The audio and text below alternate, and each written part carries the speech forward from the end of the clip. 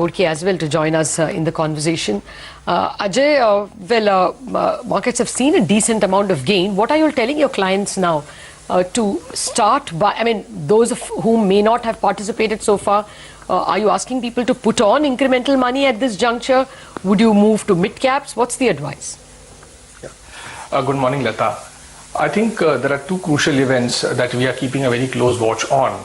The first is what would the RBI stance be, and we are expecting that the RBI should sooner rather than later effect a rate cut of at least 25 basis points, and it could happen in our view even before the next monetary policy meeting scheduled on 5th of April. Now, once that happens, I think that would provide a leg up to the current rally in our opinion, and there is a possibility of the Nifty moving upwards of 7,800 levels, which will mainly be led by the interest rate sensitive sectors. So I think we are asking investors to stock up on their exposures in sectors like BFSI and automobiles in particular, and some allocations also to the capital goods sector. The other event that we are closely watching is this has been the first time in, I would say, last 3 sessions that we've had a very productive parliamentary session, and 2 crucial bills have been cleared, the Aadhaar bill by Lok Sabha as well as the real estate bill by the Rajya Sabha. And we are hopeful that at least 2 more crucial bills, the amendment to the MMDR Act, which will help in terms of the M&As that have stalled in many cement companies, should go through. And secondly, the all-important bankruptcy code. Now, if these 2 bills were to go through, that will provide a further upside to the market. The expected US Fed meeting in this week, we expect it to be non-event, because I don't think that the Fed would effect any sort of change in its stance.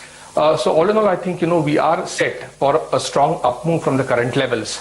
The downside looks limited, and insofar as the market cap bias is concerned, I think we believe that it should be a judicious mix of large caps and mid caps. In BFSI, for instance, whereas we would be looking at companies like Yes Bank and Axis Bank, we would also ask investors to look at companies like Shriram Transport Finance, and also in mid cap space, Jammu and Kashmir Bank, which has sort of underperformed, and today it's available at a very attractive valuation. Okay, Ajay, hi, good morning. So a lot of stocks that you've mentioned for us, Yes Bank, Axis, Shriram Transport, JNK Bank, that investors can look at. What about some of the FMCG stocks? It seems to be a hot favorite with a lot of the technical experts as stocks like Marico hit new highs. But from that space, anything that you like now?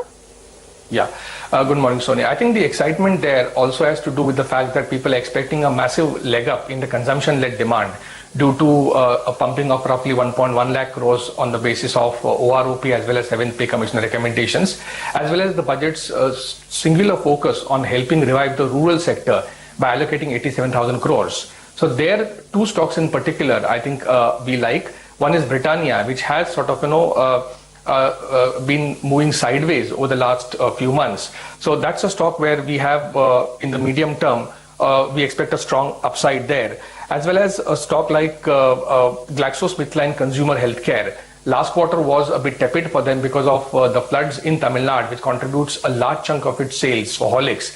But this quarter we are expecting that to even out and the company to again go back into strong growth.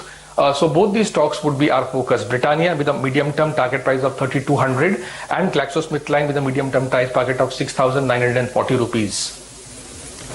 Okay, well, Ajay, will come back to you and the other guests with more. Hi, well, let's get back to our guests now. Ajay, how do you approach a stock like Care in India? Big move this month, more than 15%. What could be the triggers, and what do you do with that name? Yeah, I think 2 things. We already had seen the crude prices bottoming out over the last few months and moving up strongly. And secondly, the new policy announced by the government, I think that has infused a kind of optimism in quite a few ANP players. That has been the reasons why the price of Care in India, in our opinion, has moved up. But in oil and gas space, our preference continues to remain with the downstream companies, and in IOC in particular, which is where we are advocating investors to take a medium-term view. And along with that, Petronet LNG is the other stock that we are asking investors to look at. So these are the 2 preferred space companies in the oil and gas space. Okay. But Ajay, you were telling us about, you know, some of the stocks you like in the oil and gas space. What about the auto names? Because names like Hero MotoCorp sitting at fresh 52-week highs. Tata Motors has been a big gainer lately. What would your top calls be there? There, the top call, our preference continues to remain on the passenger vehicle segment and the commercial vehicle segment. Commercial vehicles in particular are continuing to grow at a strong pitch, both the MCV and HCV front. And there I think Tata Motors and on the passenger vehicle side, Maruti are our top picks in the auto space. In the auto ancillary space, a slightly contrarian call could be Bharat Forge. The numbers sort of might not be very strong, but if one is looking to accumulate with a medium-term perspective, I think we believe that all the negatives already there are in the price. And with the company's strong market position both in India and overseas, I think as and when the sentiment turns around, I think one can expect a strong up move in the stock.